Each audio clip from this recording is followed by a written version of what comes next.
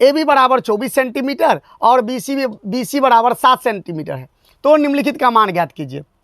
तो सबसे पहले हम लोग क्या करेंगे, सबसे पहले एक त्रिभुज ए बी सी का रचना कर लेंगे। त्रिभुज हम लोग बनाएंगे, इसका बना लेते हैं। सबसे पहले समकोण त्रिभुज ए बी सी।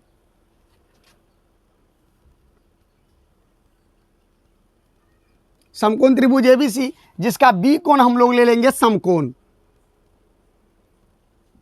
और इसको हम लोग ए ले लेते हैं, बी ले लेते हैं और सी ले लेते हैं। और दिया हुआ है ए बी बराबर 24 सेंटीमीटर, यानी ये हो गया ए बी हो गया 24 सेंटीमीटर, और बी सी बराबर दिया हुआ है 7 सेंटीमीटर। बी सी को हम लोग ले लेते हैं 7 सेंटीमीटर। अब हम लोग क्या करेंगे, त्रिकोणमिति का 8.1 का कोई भी अगर सवाल हमें ज्ञात करना होगा तो सबसे पहले हम लोग त्रिभुज का तीनों भुजा पता होना चाहिए। तो त्रिभुज का तीसरा भुजा ज्ञात करने के लिए हम लोग पाइथागोरस प्रमेय का उपयोग करेंगे, जिसमें हम लोग जानते हैं कि समकोण त्रिभुज में समकोण कोण के सामने की भुजा को कर्ण कहते हैं, जिसका वर्ग अन्य दो भुजाओं के वर्गों के योग के बराबर होता है। तो हम लोग क्या करते हैं जी, हम लोग ले लेते हैं, यानी ज्ञात करते हैं ए सी बराबर, लिख देते हैं यहाँ पर कि ए बी बराबर 24 सेंटीमीटर, बी सी बराबर 7 सेंटीमीटर। तो हम लोग ज्ञात कर लेते हैं, सबसे पहले ए सी ज्ञात कर लेते हैं। ए सी बराबर हम लोग लिख सकते हैं √root under a b square plus b c square, जैसा कि आप लोगों को इससे पहले वाले वीडियो में पढ़ाया जा चुका है। इसके बारे में हम लोग अब क्या करेंगे, ए बी स्क्वायर नहीं दे करके ए बी का मान दिया हुआ है 24 सेंटीमीटर, 24 सेंटीमीटर का स्क्वायर दे देंगे, और प्लस बी सी का मान दिया हुआ है 7 सेंटीमीटर, तो 7 सेंटीमीटर का स्क्वायर दे देंगे। बराबर यहाँ पर लिखेंगे 24 का जब हम लोग वर्ग करेंगे तो 24 के वर्ग का मान होता है 576 सेंटीमीटर स्क्वायर, और 7 का वर्ग होता है 49 सेंटीमीटर स्क्वायर। तो हम लोगों ने लिख दिया 576 centimetre square plus 49 centimetre square. दोनों को यदि जोड़ा जाए तो दोनों को जोड़ने पर प्राप्त होगा 625 सेंटीमीटर स्क्वायर, और जिसका वर्ग निकालने पर आएगा हमें 25 सेंटीमीटर। अब हम लोग चलेंगे सवाल नंबर 1 में। सवाल नंबर 1 हमारा सबसे पहले कहता है कि साइन ए, और दूसरा है इसमें कॉस ए।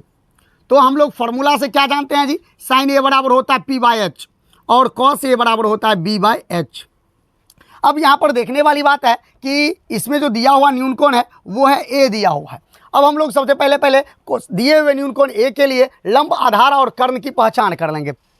तो दिया हुआ न्यूनकोण ए, अब इस कोण ए के लिए समकोण दिए हुए न्यूनकोण के सम्मुख भुजा को हम लोग कहते हैं लंब, यानी कोण ए के लिए ये हमारा जो BC हुआ ये हो गया लंब, और जो दिए हुए न्यूनकोण के संलग्न भुजा को हम लोग कहते हैं आधार, ये हो गया हमारा आधार, और समकोण कोण के सामने की भुजा को कहते हैं कर्ण। तो AC हमारा हो गया कर्ण। अब हम लोग क्या लिख सकते हैं कि P नहीं दे करके हम लोग लिख सकते हैं BC, और कर्ण नहीं दे करके कर्ण का नाम लिख सकते हैं हम लोग AC। अब BC का मान तो हम लोगों को पता है पहले से 7 सेंटीमीटर, और AC का मान हम लोग अभी जस्ट ज्ञात किए हैं, AB का मान ज्ञात है हम लोगों को 25 सेंटीमीटर। ये सेंटीमीटर कैंसिल हो गया, और ये बच गया 7/25। ये हो गया हमारा एक आंसर।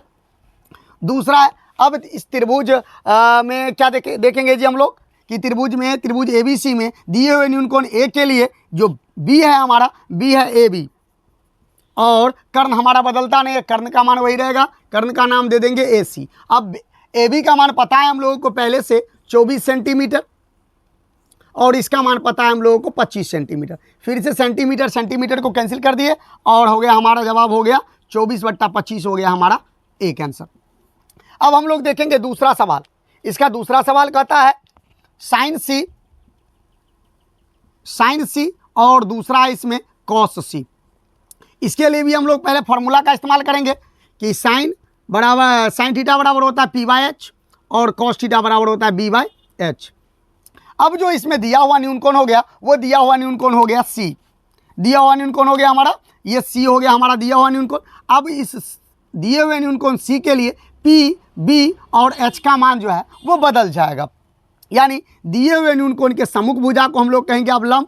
अब ये हमारा लंब हो गया ये AB, और संलग्न भुजा को कहेंगे आधार, ये हो गया हमारा आधार, और ये हो गया हमारा कर्ण। तब अब हम लोग क्या लिख सकते हैं जी कि P के लिए लिख सकते हैं AB, और कर्ण के लिए लिखेंगे AC, और इसमें बी के लिए क्या लिखेंगे, बी के लिए लिखेंगे BC और कर्ण के लिए लिखेंगे AC। यानी AB का मान हम लोगों को पहले से पता है 24 सेंटीमीटर और इसका मान पता है हम लोगों को, कर्ण का मान पता है हम लोगों को 25 सेंटीमीटर। ये सेंटीमीटर सेंटीमीटर कैंसिल हो गया, तो ये हो गया 24/25 हमारा एक आंसर हो गया। और इसमें जो BC/AC है, BC का मान हम लोगों को पहले से ऑलरेडी पता है 7 सेंटीमीटर और AC का मान पता है हम लोगों को 25 सेंटीमीटर।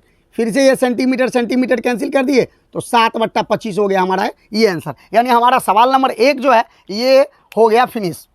अब आप लोग क्या कीजिए, अब आप लोग कीजिए कि इस सवाल का आप लोग एक स्क्रीनशॉट ले सकते हैं, आप एक स्क्रीनशॉट ले सकते हैं।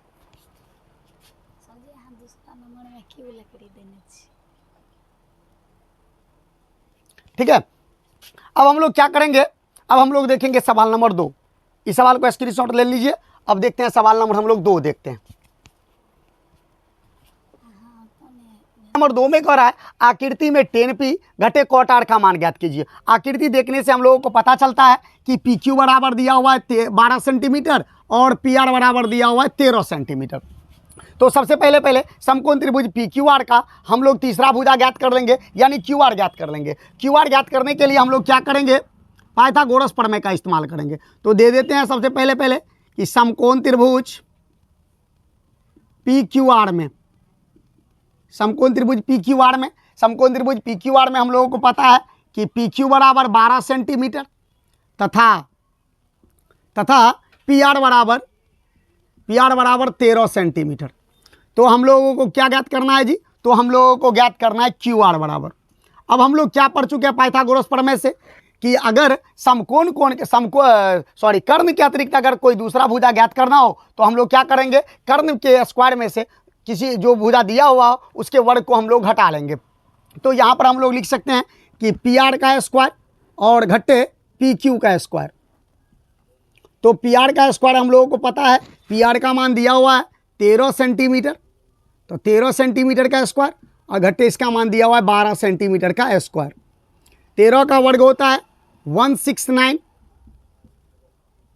169 सेंटीमीटर स्क्वायर और घटे यहाँ पर हो जाएगा 12 144 सेंटीमीटर स्क्वायर। यदि दोनों को घटाया जाए तो दोनों को घटाने पर हम लोगों को 25 प्राप्त होगा और 25 का वर्गमूल होगा 5।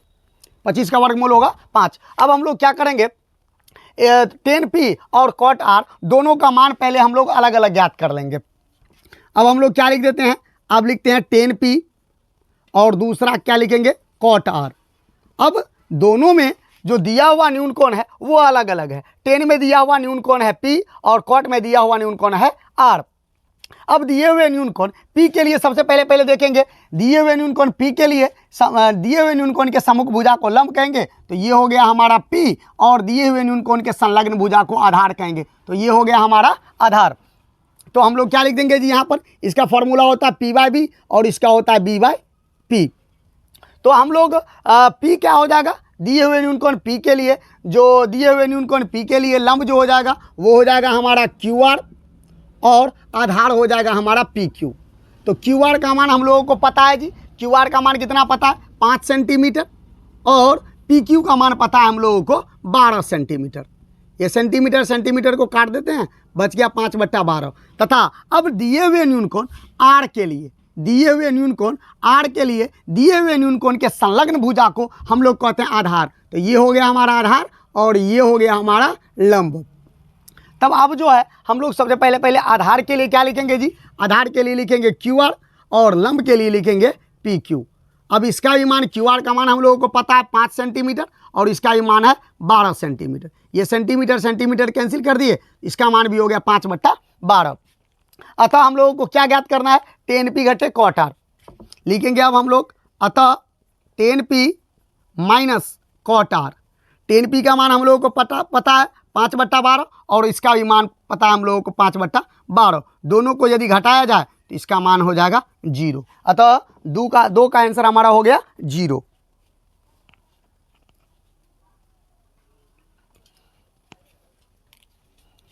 अब हम लोग देखेंगे सवाल नंबर 3। सवाल नंबर 3 में क्या कहता है,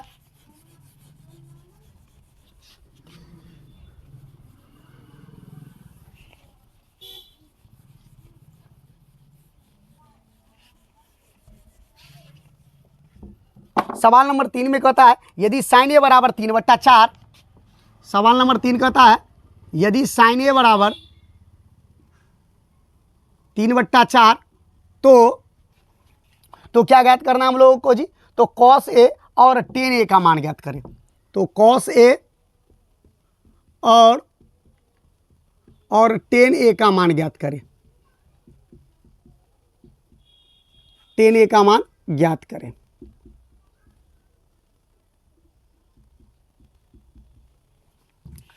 हम लोगों को क्या दिया हुआ है कि यदि साइन ए बराबर, सवाल नंबर 3 दिया हुआ है यदि साइन ए बराबर 3/4 तो कॉस ए और टेन ए का मान ज्ञात कीजिए। अब हम लोग इसको बिना चित्र बनाए देखेंगे कि दिया हुआ है हम लोगों को साइन ए बराबर 3/4 और साइन ए का फॉर्मूला हम लोगों को पता है होता है P/H। तो क्या हो जाएगा जी, तो P बराबर हो गया 3 तथा H बराबर हो गया 4। तो हम लोगों को कौन तीसरा भुजा कौन बच गया जी, PH हो गया। तो तीसरा भुजा बच गया हम लोगों को B, और B के लिए हम लोग फॉर्मूला लिखाए हुए हैं, हम लोग याद करे हुए हैं कि B बराबर H² माइनस P²। अब यहाँ पर हम लोग क्या लिख देंगे जी, H का मान कितना है, H का मान है 4 सेंटीमीटर का, 4 का स्क्वायर, और घट्टे इसका मान दिया हुआ है 3 का स्क्वायर। यदि 4 का वर्ग किया जाए तो 4 का वर्ग हो जाएगा 16 और 3 का वर्ग हो जाएगा 9। दोनों को यदि घटाया जाए तो इसका घटाने पर प्राप्त होगा 7, और 7 जो है पूर्ण वर्ग संख्या नहीं है, अतः यह √7 हो गया हमारा। ठीक है, अब हम लोगों को क्या ज्ञात करना है जी, कॉस ए और टेन ए ज्ञात करना है। अब हम लोग लिख देंगे, अब कॉस ए और दूसरा दिया हुआ है टेन ए। तो कॉस ए बराबर होता है, हम लोग फॉर्मूला पढ़ चुके हैं P/H, और सॉरी कॉस ए बराबर होता है B/H और टेन ए बराबर होता है P/B। अब हम लोग क्या देख पा रहे हैं यहाँ पर कि B का मान पता है, P का मान पता है, H का मान पता है, सभी का मान बैठा देंगे आंसर निकल जाएगा। तो B का मान हम लोगों को पता है, पहले से पता है कि B का मान हम लोग ज्ञात कर चुके हैं √7, और H का मान पता है 4। तो हमारा 1 हो गया ये आंसर। दूसरा P का मान भी हम लोगों को पता है, P का मान है 3 और B का मान कितना है √7। ये हो गया हमारा दूसरा आंसर, यानी सवाल नंबर 3 हमारा हो गया फिनिश। अब हम लोग देखेंगे सवाल नंबर 4।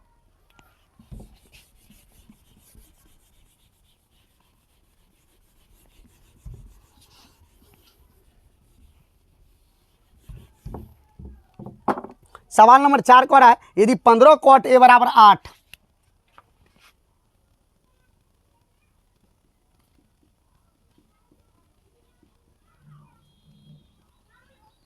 15 cot A बराबर 8 तो साइन ए और सेक ए का मान ज्ञात कीजिए।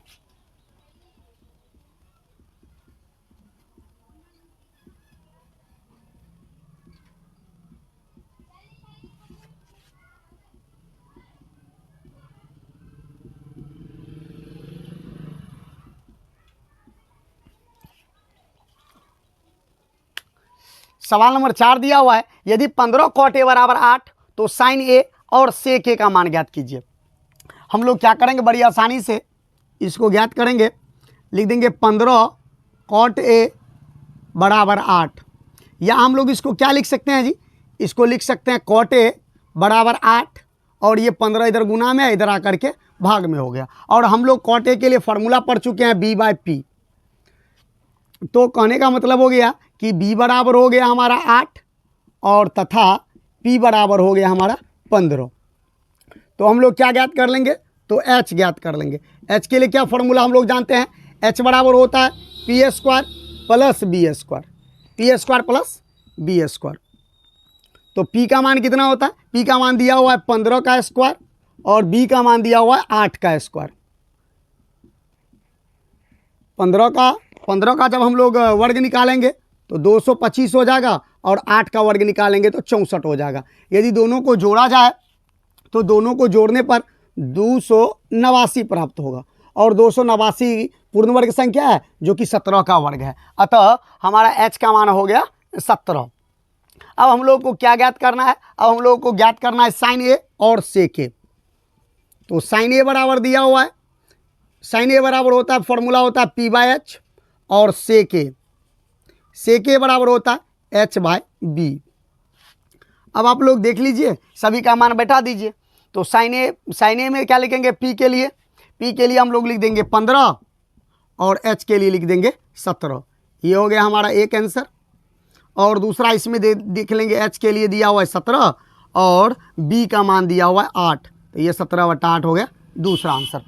यानी हमारा सवाल नंबर 4 भी हो गया फिनिश। अब हम लोग देखेंगे सवाल नंबर 5, सेक थीटा बराबर 13/12, तो अन्य सभी त्रिकोणमितीय अनुपात ज्ञात करना हम लोगों को।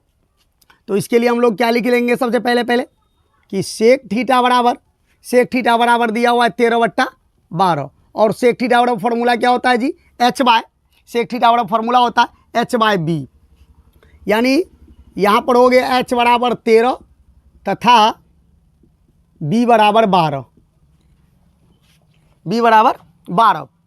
तो हम लोग तीसरा भुजा ज्ञात कर लेंगे। तीसरा भुजा क्या बच गया जी, तीसरा भुजा बच गया पी। पी के लिए हम लोग क्या लिख लेंगे फॉर्मूला में, पी के लिए लिख लेंगे √(h² minus b², h² minus b²। अब हम लोग क्या लिखेंगे, h का मान तो हम लोगों को पता है, h का मान पता है 13 का स्क्वायर और इसका मान पता है 12 का स्क्वायर। जब हम लोग 13 का वर्ग करेंगे तो 13 का वर्ग होगा 169 और इसका वर्ग होगा 144, और जब दोनों को घटाया जाएगा तो प्राप्त होगा 25, और 25 जो है 5 का वर्ग है, यानी 25 का वर्गमूल हो जाएगा 5। अब हम लोग को अन्य सभी त्रिकोणमितीय अनुपात ज्ञात करना है। यानी अब हम लोग क्या लिख देंगे, अब sine theta, cos theta, tan theta, cosec theta और सेक थीटा तो दिया हुआ है, और हम लोगों को ज्ञात कर लेंगे एगो कॉट थीटा। सभी के लिए सबसे पहले हम लोग सभी के लिए फॉर्मूला लिख लेते हैं। इसके लिए क्या होता है जी, p/h, इसके लिए होता है b/h, इसके लिए होता है p/b, और इसके लिए होता है h/p, और इसके लिए होता है b/p। अब आप लोग सभी का मान यहाँ पर पुट कर दीजिए और हो जाएगा हमारा सब का सब हो जाएगा आंसर। यानी p बराबर हम लोगों को क्या पुट करना है जी, p बराबर पुट करना है, p का मान आया हुआ है 5 और h का मान हम लोगों को पहले से पता है 13, ये हो गया एक आंसर। और b का मान हम लोगों को पता है 12 और h का मान है 13, ये हो गया हमारा दूसरा आंसर। p का मान फिर से पता है हम लोगों को, p का मान 5 और b का मान दिया हुआ है 12, ये हो गया हमारा तीसरा आंसर। चौथा आंसर, h का मान पता है हम लोगों को 13 और p का मान हम लोगों को पता है 5, ये हो गया चौथा आंसर। और पाँचवा आंसर हो गया b का मान हम लोगों को पता है 12 और p का मान हम लोगों को पता है 5, ये हो गया हमारा पाँचवा आंसर। यानी हमारा सवाल नंबर 5 हो गया फिनिश। आगे का सवाल हम लोग आगे के वीडियो में देखेंगे।